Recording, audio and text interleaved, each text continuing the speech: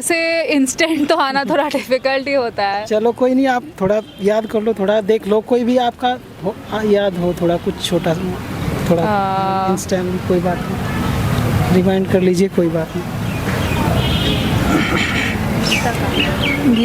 गीता के श्लोक तो याद नहीं है मुझको। जो और व्यूअर देखेंगे उनको थोड़ा मोटिव करे, थोड़ा इंस्पायर, कुछ ऐसा कुछ। हाँ, एक याद है मुझे, काव्य शास्त्र में एक एग्जाम्पल है हमारा।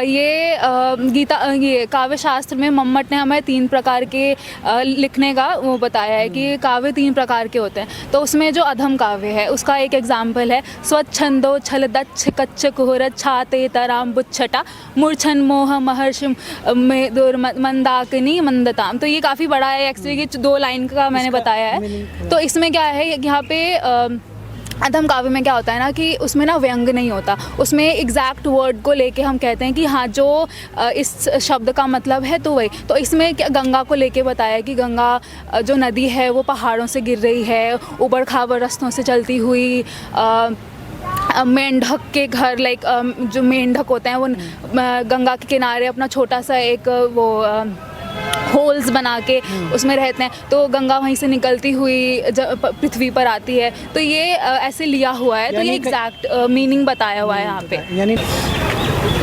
सबसे पहले तो आप अपना नाम बताइए। मेरा नाम शिवांगी है। शिवांगी जी। तो आप किस चीज़ की पढ़ाई कर रहे हैं आप? मैं भी मास्टर्स कर रही हूँ संस्कृत से। अच्छा, मास्टर ही कर रहे हैं जी। तो आप बताइए यहाँ का मतलब एक्सपीरियंस, अनुभव कैसा है, और मतलब इसके बारे में थोड़ा बताइए। तो DU को लेके मेरा एक्सपीरियंस बहुत अच्छा है। यहाँ पे अगर मैं टीचिंग की बात करूँ कि टीचर्स बहुत अच्छे हैं, बहुत कोऑपरेट करते हैं, प्लस अगर आपको कुछ एक्स्ट्रा नॉलेज चाहिए तो वो देते हैं।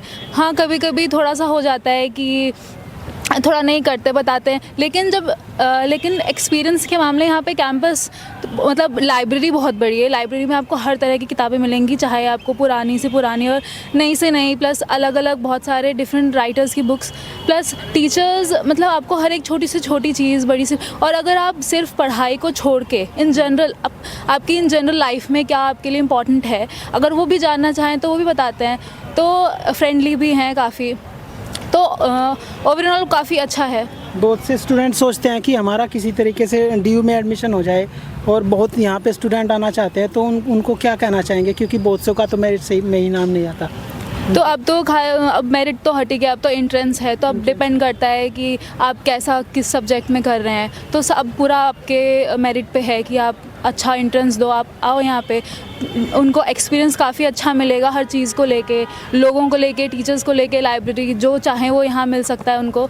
तो अब उनके पे है कि वो अपने आप को कैसे यहाँ पे प्रोग्रेस करेंगे। अच्छा जी, जैसे आपने बताया कि अब तो एंट्रेंस एग्ज़ाम के थ्रू होता है एडमिशन, तो इसमें कुछ पैटर्न सिलेबस का कुछ है, मतलब किस तरह, कुछ थोड़ा आइडिया हो आपको? यहाँ पे बेसिकली जो इन्होंने लाइक अगर UG की बात करें तो 11th-12th का आई गेस सिलेबस होगा। लाइक मेरा तो मेरिट के टाइम पे था, तो वहाँ पे भी एंट्रेंस बहुत कम सेलेक्टेड सब्जेक्ट्स के लिए था। जैसे मैं कॉमर्स बैकग्राउंड से थी, तो BBA BBE इन सब के लिए एंट्रेंस था, और वहाँ पे 11th-12th का पूरा और थोड़ा जनरल नॉलेज ये सब था। और अब सिंस सबके लिए ही हो गया है, तो UG के लिए 11th-12th का मस्ट होगा सिलेबस, और थोड़ा जनरल नॉलेज तो वो तो है ही। और PG के लिए तो फिर UG का पूरा सिलेबस होता है उसमें। तो जैसे आप कॉमर्स बैकग्राउंड से हो, तो फिर आपने संस्कृत क्यों चूज़ किया, इसका क्या रीज़न? ऐसे ही मन किया, लाइक काफ़ी अच्छा लगा मुझे, बहुत अट्रैक्टिव सब्जेक्ट है ये। मतलब इसमें इतने सारे जॉनर्स हैं, लिटरेचर है, फ़िलॉसफी है, वेद है, ग्रामर है, तो ये बहुत कैची है। मतलब बहुत अगर आपको इंटरेस्ट है लिटरेचर को लेके, तो संस्कृत से बड़ा लिटरेचर मुझे नहीं लगता किसी में होगा। सबसे ज़्यादा, एक तो ये सबसे ज़्यादा पुराना है, यहाँ पे आपको हर जॉनर का अगर आप एक नया, एक अलग अलग चीज़ मिलता है संस्कृत में। हम बहुत नई नई चीज़ें देखते हैं इसमें, तो इसलिए ये अच्छा है। फ़िलॉसफी देखें तो फ़िलॉसफी इतना बड़ा बैकग्राउंड हमको यहाँ पे मिलता है, मैं सब कुछ जानने का मिलता है कि हाँ हमारा लाइक एंशिएंट वैदिक टाइम में क्या था और अभी कैसा चल रहा है। एक कंपैरिजन हम बिठा पाते हैं कि पहले के टाइम का एनवायरनमेंट, वहाँ की सोसाइटी कैसी थी, और अभी कंटेम्प्रेरी टाइम में क्या चल रहा है। तो अच्छा था, इसलिए ले लिया। तो आप भी हमें 1-2 श्लोक बोल के दिखाइए, क्योंकि बहुत सारे ऑडियंस जानना चाहते हैं संस्कृत के बारे में, थोड़ा बताइए। अभी ऐसे इंस्टेंट तो आना थोड़ा डिफिकल्ट ही होता है। चलो कोई नहीं, आप थोड़ा याद कर लो, थोड़ा देख लो, कोई भी आपका याद हो थोड़ा कुछ छोटा, थोड़ा इंस्टेंट, कोई बात नहीं, रिमाइंड कर लीजिए, कोई बात नहीं।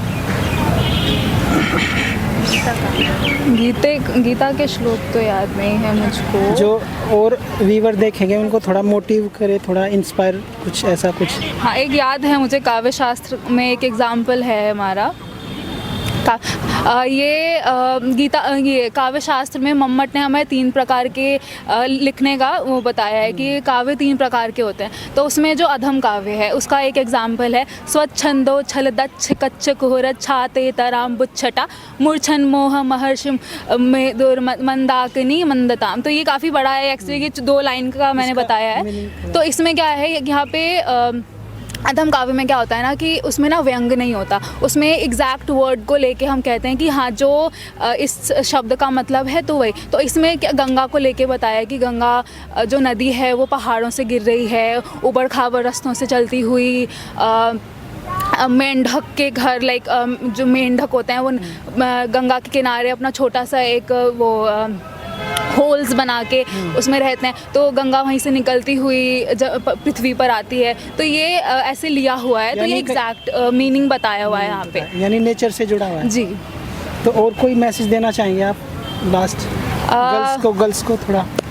तो मैं ये कहना चाहूँगी अगर किसी को DU में आना है तो आई मस्ट से कि DU में बहुत सारी अपॉर्चुनिटीज़ देता है, बहुत मोटिवेशन भी मिलती है हमको, यहाँ का एनवायरनमेंट बहुत अच्छा है। हाँ, अब थोड़ा बहुत तो कहीं ना कहीं हर जगह ही है, हम एकदम ही बोलें कि बहुत अच्छा है तो वो भी गलत होगा, क्योंकि थोड़ा बहुत तो कमी हर जगह है, चाहे वो DU हो या कोई और यूनिवर्सिटी हो। लेकिन अपनी मोटिवेशन, अपना सेल्फ, सबसे इम्पॉर्टेंट है विल, तो कि तुम चाहते हो, अगर उसमें मोटिवेशन है, विल है वो करने का, तो वो बिल्कुल वो कहीं भी कर सकता है। एंड DU बिल्कुल अपॉर्चुनिटी देता है, हर चीज़ करता है, तो हाँ काफ़ी है, अच्छा है। अच्छा, ये जैसे यहाँ पे जो UG करते हैं और PG करते हैं जो फॉरेन लैंग्वेज में, उनका डायरेक्ट प्लेसमेंट भी होता है? फॉरेन लैंग्वेज का मुझे नॉलेज नहीं है, मैं इस पे नहीं बता सकती। तो दोस्तों मैं इस वीडियो को यहीं